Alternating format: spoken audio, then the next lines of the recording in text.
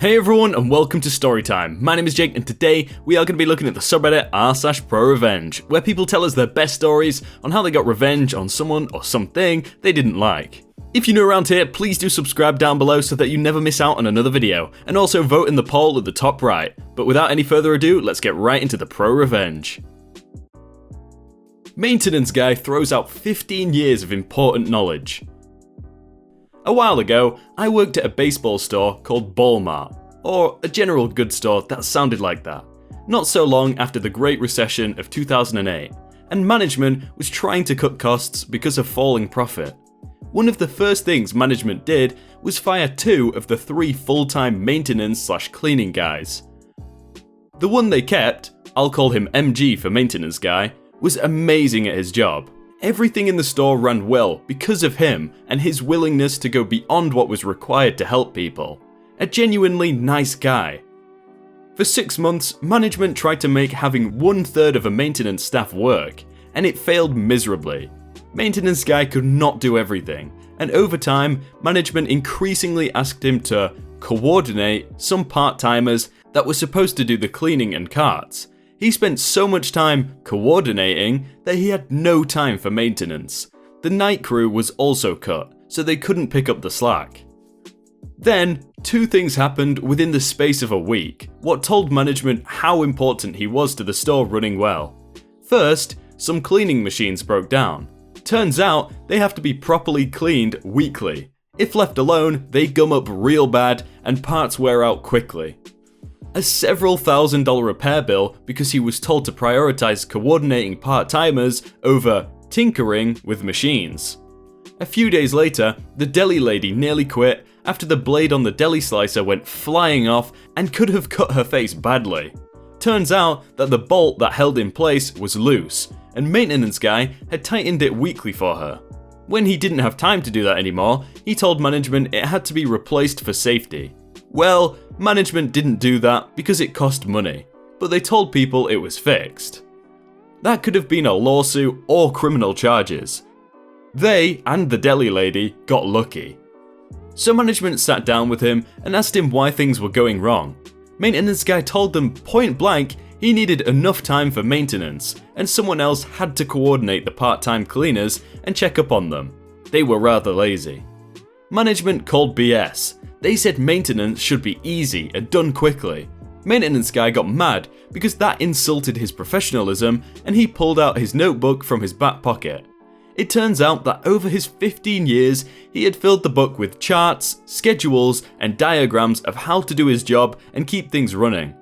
There were over 100 things he checked weekly or monthly.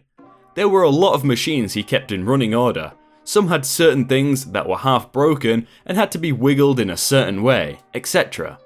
To be honest, a lot of these were minor or major safety hazards, but over the years, management was fine with not replacing multi-$1,000 machines if maintenance guy knew how to keep them working. As well, he did things that he should not have done, like calibrating machines for departments that should have done it themselves or contracted it out, etc. But he was a nice guy and he liked helping people. He told me that he spent about half an hour telling management about what he did, and he suspected that until then, nobody had ever known how much he did.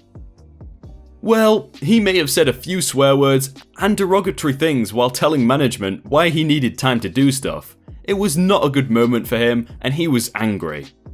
At the end, he put his notebook back in his pocket and offered to take a week to write up everything he knew so that management would have written proof of why his job mattered in case a higher-up asked why they increased maintenance costs when corporate was demanding they cut costs.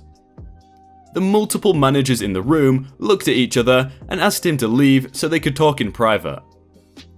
He told me, several years later when I ran into him somewhere and had lunch with him, that he had a premonition as he walked out of the room.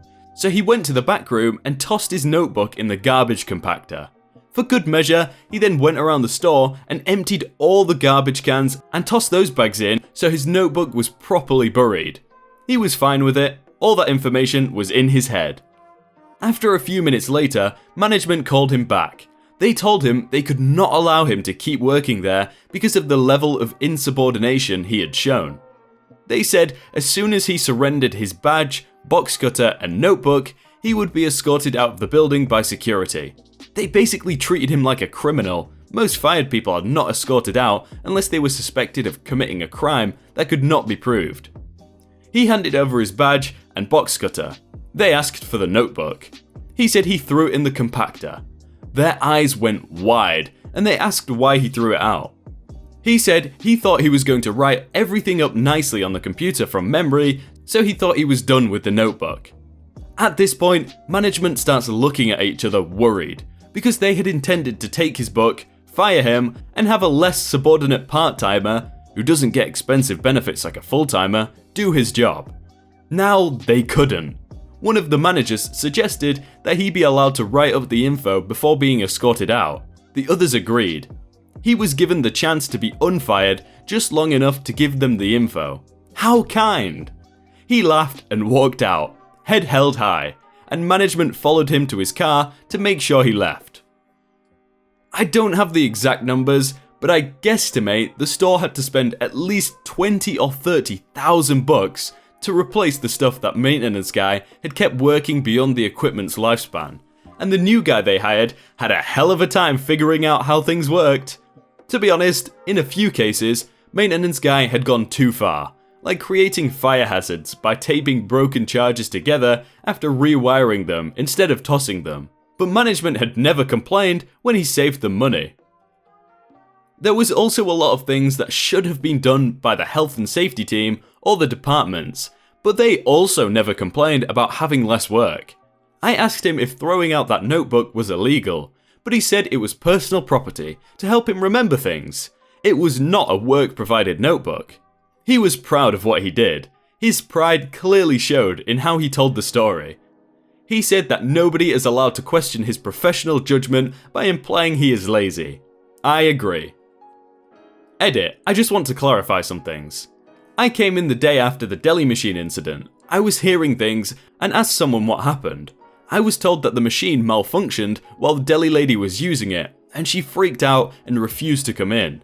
She took a few days off to calm her nerves.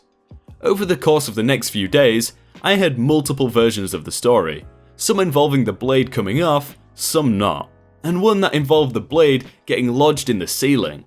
Did I pick an interesting version of it to retell? Yes. The problem with telling someone else's story is that it keeps getting better every time it's told.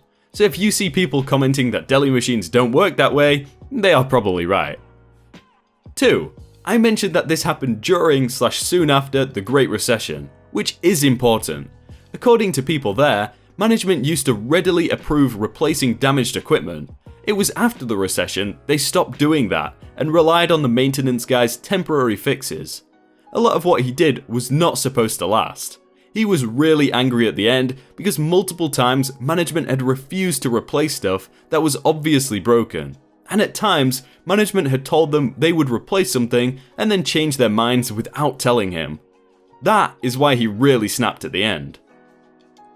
And 3. Some people have pointed out that replacing $20,000 of machinery is cheaper than paying a guy for 15 years. That is technically true, but stuff does not stop breaking down or stop needing to be cleaned just because someone was fired. The store had to replace him anyhow, so firing him did not save money. As well, that $20,000 or so of replacement should have happened over 4-5 fiscal years. Not all at once. Chances are, some manager kept getting good annual reviews for keeping capital spending down, not realizing he was just postponing the inevitable. Final edit. I don't know what exactly was in the book, but I can speculate. Yes, it was probably a lot of scribbles that could not easily be deciphered. Yes, in the long run, he was easily replaceable and the incident is a blip on profit.